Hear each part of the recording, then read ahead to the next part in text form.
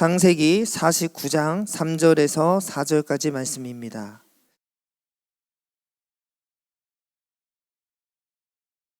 오늘 말씀은 야곱이 죽기 전에 12 아들들을 불러서 유언의 말씀을 선포하는 내용입니다. 그 중에서 오늘의 본문은 첫째, 장자 르우벤을 향한 말씀, 유언의 내용입니다. 여러분들 장자라고 하면요, 첫째를 이야기하는 거예요. 오늘 본문의 3절에 이렇게 기록되어 있습니다. 르우벤아, 너는 내 장자요, 내 능력이요. 르우벤은 첫째로서 장자입니다. 장자의 위상과 능력은요, 매우 높은 위치에 있습니다.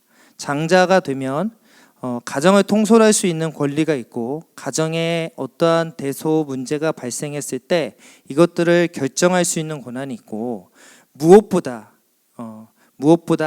유산이 발생했을 때 다른 형제들보다 2배 이상을 받을 수 있는 권리가 바로 이 장자에게 있다라는 거예요.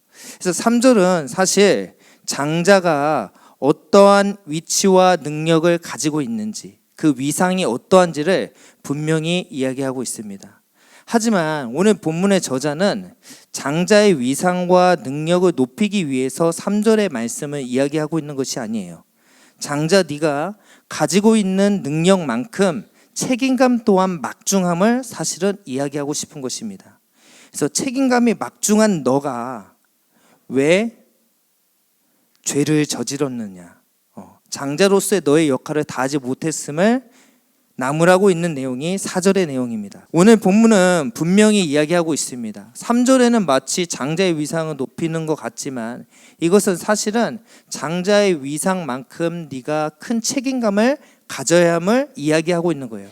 4절의 내용을 보면 우리가 알 수 있죠. 네가 장자로서 탁월하지 못한 너의 인생, 책임감을 다하지 못한 너의 삶을 살았음을 이야기하고 있는 것입니다. 르우벤은 도대체 어떤 죄를 저질렀기에 이러한 혹독한 평가와 질문을 받는 존재가 되었을까요?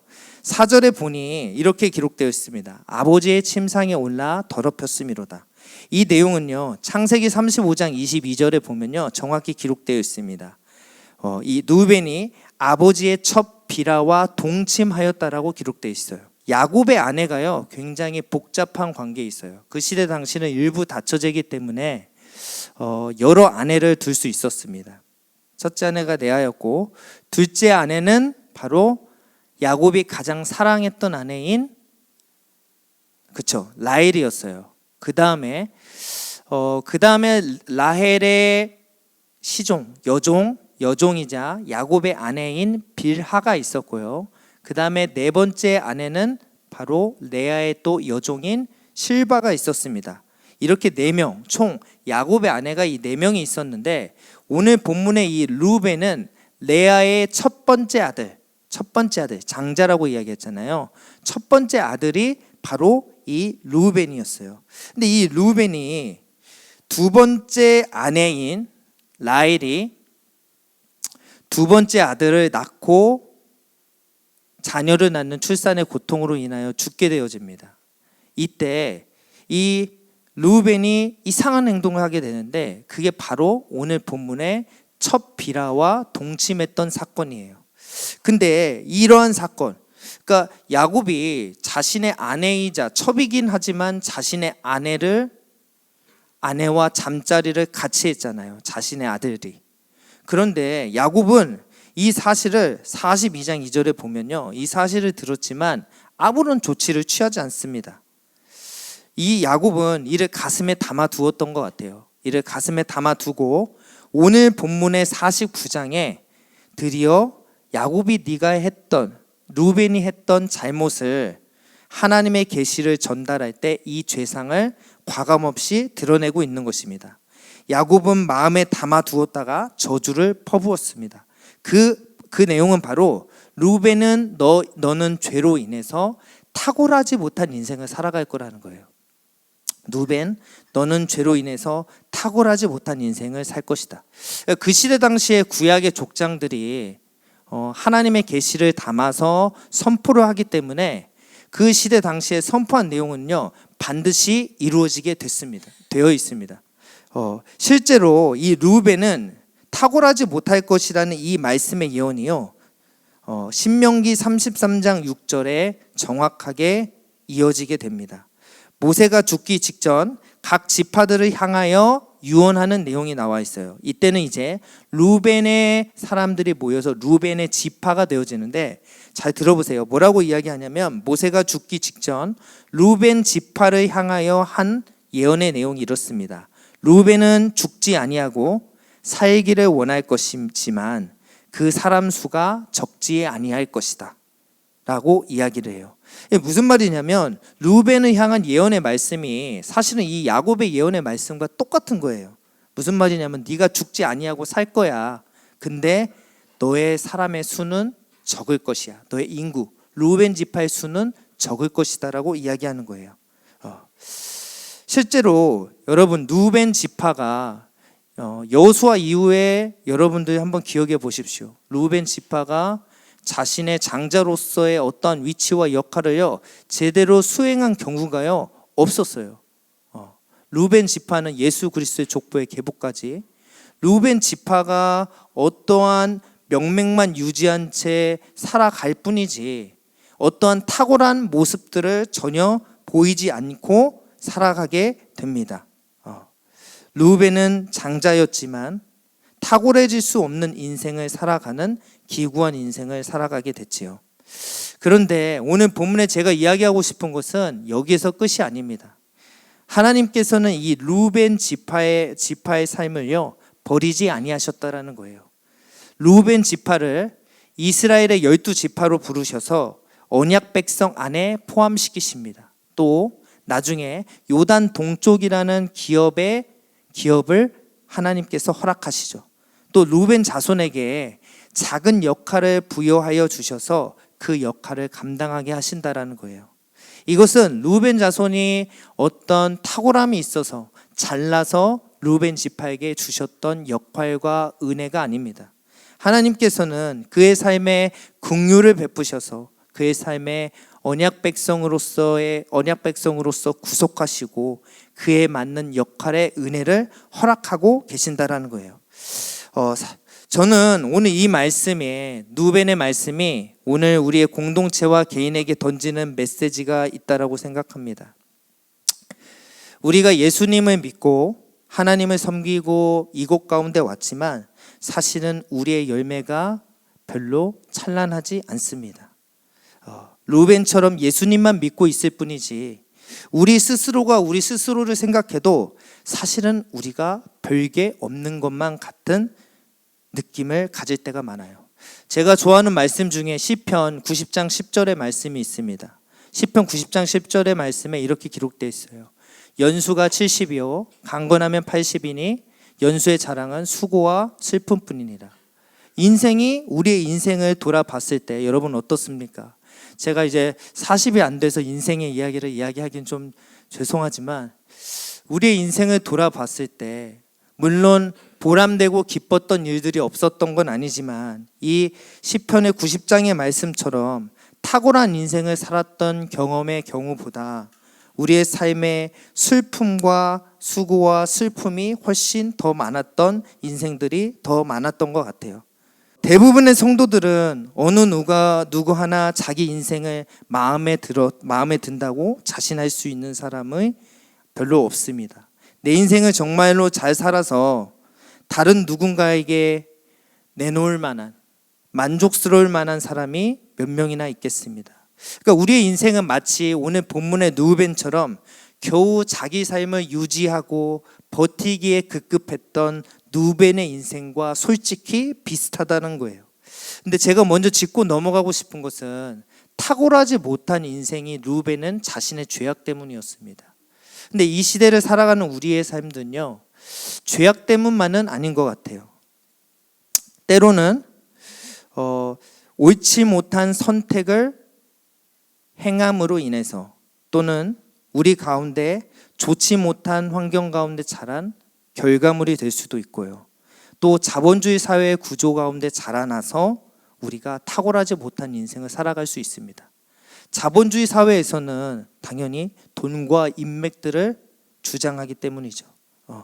그래서 우리는 사실은 여러 가지 이유로 인해서 탁월하지 못한 인생을 살아가고 있어요. 제 삶을 돌아봐도 그런 것 같습니다. 저에게도 꿈이 있었고 비전이 있었고 패기가 있었고 열정이 있었습니다. 그래서 탁월한 인생을 살아보고자 하는 욕심들, 이 마음들을 가지고 세상 가운데 나아가 살아봤지만 제 삶에 좋았던 날들이 없었던 것은 아니지만 끊임없이 실패와 어두운 날들이 있었던 날들이 많았던 것 같아요. 하지만 여러분, 이게 역설적이게도 탁월하지 못한 인생을 살아간 가운데 예수님을 만나게 됐습니다. 저는 이를 한마디로 표현하면 좀 이렇게 표현하고 싶어요. 별것 아닌 인생 가운데 우리는 예수님 안에 살고 있다. 여러분, 이 표현이 좀 재밌지 않습니까? 별것 아닌 인생을 살고 있지만 우리는 예수님 안에 살고 있다. 우리는 별것 아닌 인생을 살고 있지만 예수님을 만난 인생입니다. 예수님을 만난 인생이야말로 우리의 삶의 가장 큰 은혜요, 복이요, 소망인 줄로 믿습니다. 그래서 우리는 어떻게 보면 사실은 다른 어떠한 복을 바랄 게 없는 사람들이에요. 왜냐하면 가장 큰 복인 예수님을 얻은 사람들이기 때문입니다. 근데 잘 보면 저도 그렇고 우리가 이 예수님 안에 있는 복이 어떠한 것인지를요 잘 느끼고 누리지 못하는 경우들이 많이 있는 것 같아요. 우리에게 예수님을 통해서 이미 너무나 많은 복들이 주어졌고 이루셨고 누리게 하셨음에도 불구하고 우리가 예수님을 통한 우리에게 허락되어진 복들을 아는 감각들이요 별로 없는 경우들이 많이 있는 것 같습니다. 이 문제를 오늘 본문 신약 성경에서 먼저 한번 짚어보고 넘어가기를 원하는데요. 먼저 에베소서 1장 3절의 말씀을 한번 찾아보도록 합시다. 오늘 이 말씀은 예수 믿는 성도가 어떠한 복을 받고 있는지에 대해서 분명히 나타내고 있는 본문입니다. 하늘에 속한 신령한 복을 받은 존재라고 기록되어 있어요. 근데 하늘에 속한 신령한 복을 받았다는 이 부분의 이 동사가요 현재 완료형으로 되어 있습니다. 현재 완료형이 무엇이냐면 과거에 미쳤던 일이 현재에도 영향을 미치고 있는 것을 이야기해요. 그러니까 예수님이 우리의 삶 가운데 행하신 일들은요 모두 현재 완료형으로 기록되어 있습니다. 목사님, 하늘에 속한 신령한 복이 무엇입니까? 우리의 삶 가운데요 예수님을 구세주로 믿음으로 우리의 삶 가운데 하나님을 아바 아버지라 부를 수 있는 은혜, 우리의 삶에 의롭다 칭하신 은혜, 또 우리가 부활의 능력을 가지고 새롭게 살아갈 수 있는 은혜, 죄와 사망의 권세를 이기시고 영원한 생명을 주신 은혜, 이 모든 것들 등등이 하늘에 속한 신령한 복이라는 거예요. 우리 가운데 하나님께서는 이미 충분히 이 복을 주시고 계시고 이를 예수님 안에서 이미 이루시고 성취하신 효력과 능력으로 우리의 삶을 통치하고 지배하고 계신다는 사실을 믿으시길 바랍니다. 베드로 사도로요, 이것은 저의 이야기가 아니라 베드로 사도도 똑같은 이야기를 하고 있습니다. 제가 한번 읽어드리도록 하겠습니다. 베드로후서 1장 3절 말씀에 이렇게 기록되어 있어요. 세번역 성경으로 읽도록 하겠습니다. 하나님께서는 우리가 그를 알므로 말미암아 생명과 경건에 이르는 모든 것을 주님의 권능으로 주셨습니다. 하나님은 우리를 부르셔서 그의 영광과 덕을 누리게 하신 것입니다. 여러분, 이 말씀에도 너무 분명하지 않습니까? 정리하면 우리는 하나님의 자녀입니다. 예수 믿는 사람들입니다. 하늘에 속한 신령한 복을 이미 받았고 생명과 경건에 속한 모든 것을 하나님의 능력 가운데 이미 소유한 사람이라는 거예요. 근데 우리가요 이 사실을 잘 받아들이지 못해요. 분명히 예수님께서 십자가를 통해서 우리의 삶 가운데 이미 하늘에 속한 신령한 복, 생명과 경건에 속한 능력을 우리 가운데 이미 주셨다라고 분명히 이야기하고 있음에도 불구하고 우리가 이 사실을요 받아들이지 못하는 경우들이 있어요. 보통 이렇게 생각하는 사람들이 많아요. 예수님이 행한 일이 어떻게 우리의 삶 가운데 행한 일이 되어질까?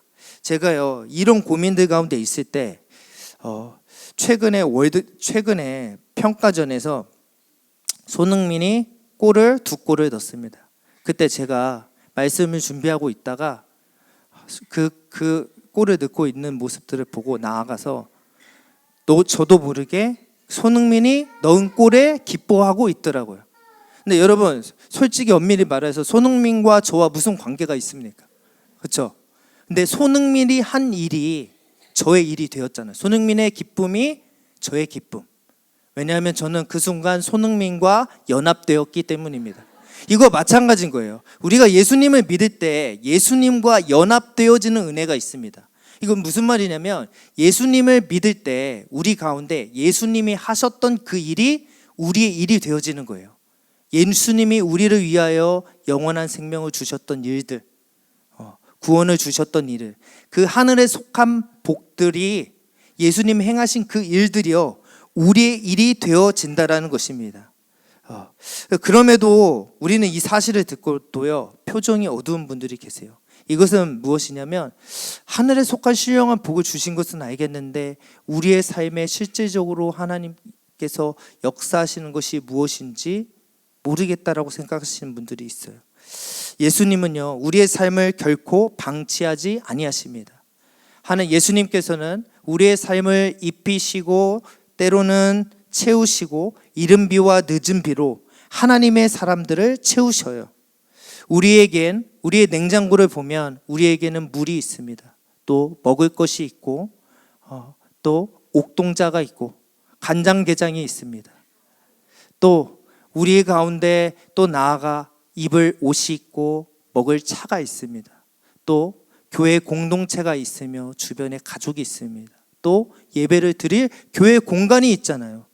우리 가운데요 사실은 우리가 불평하고 불만하고 있는 이 모든 것들은 우리가 끊임없이 만족하지 못하는 인간의 욕망 때문이지, 이미 우리의 삶 가운데 예수님께서 우리의 삶 가운데 너무나 많은 것들을 허락하고 계신다라는 거예요.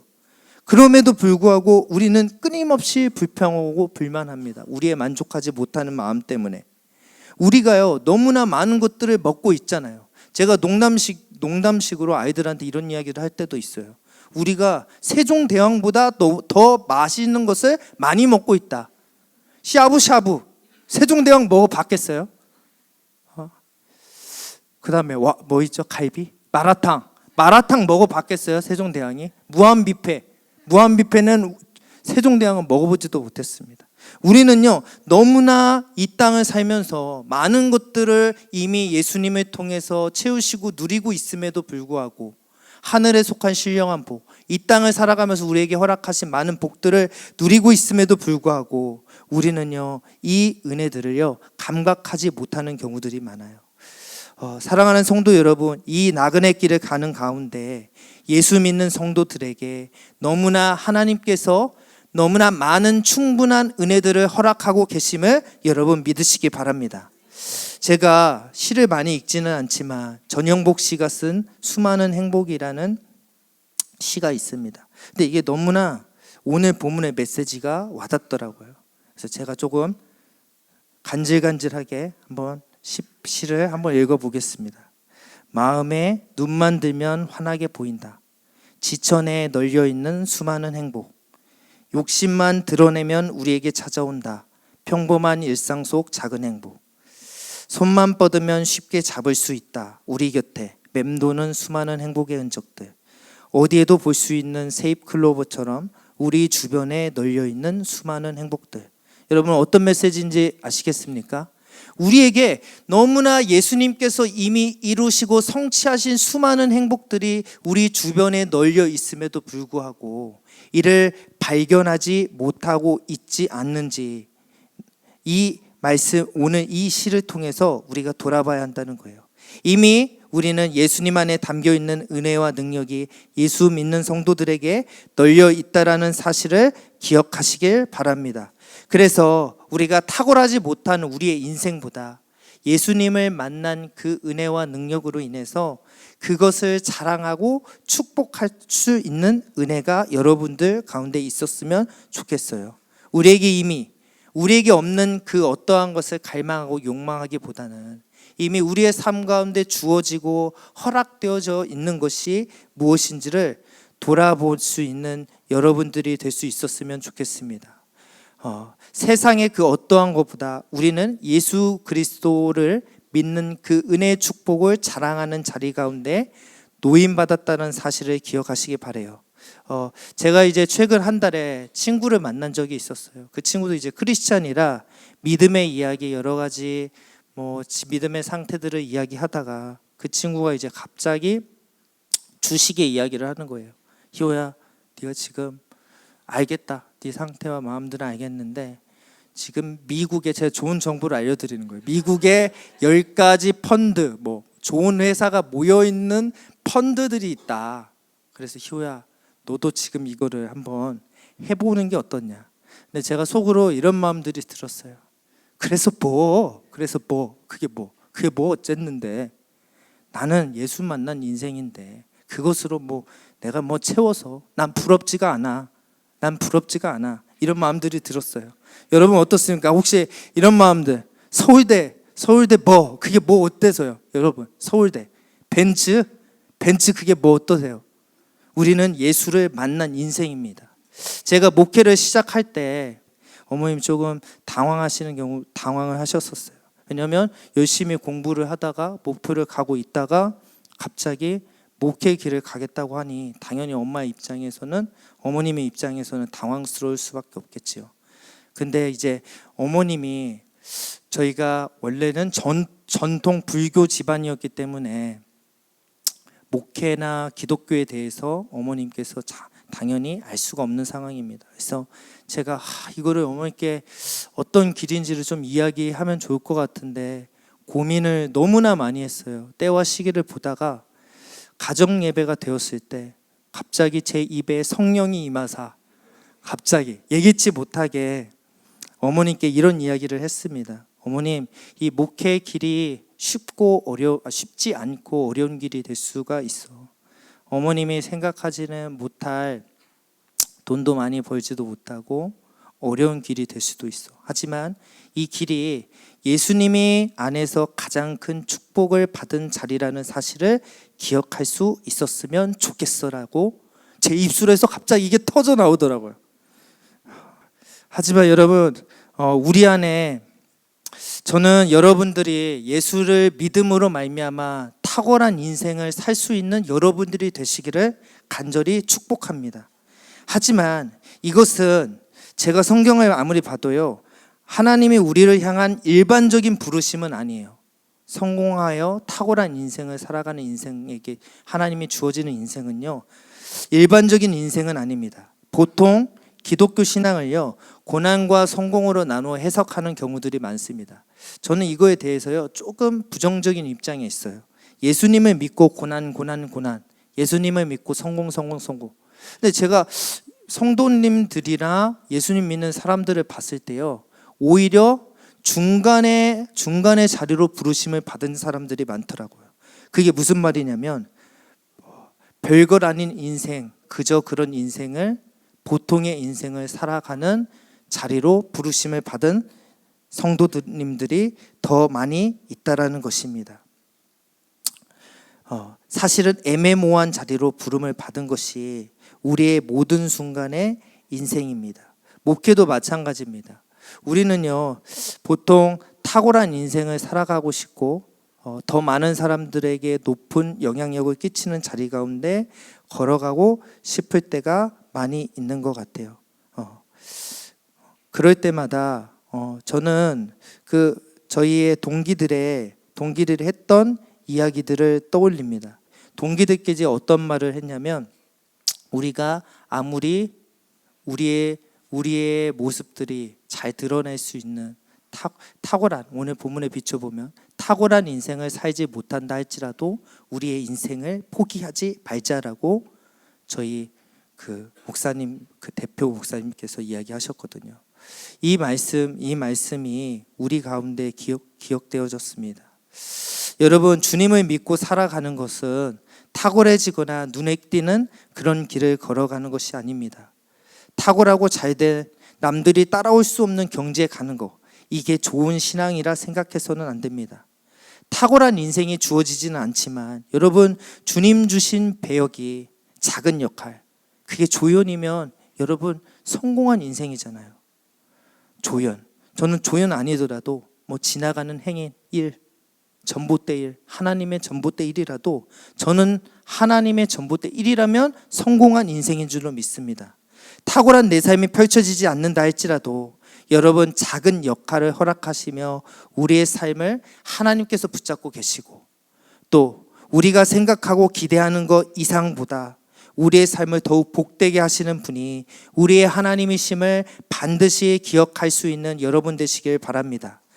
말씀을 마치기 원합니다. 우리에게 주어진 삶이 평범하고 주목받지 못하는 삶이라 할지라도 우리의 각자의 삶을 예수님 안에서 살도록 허락하신 것,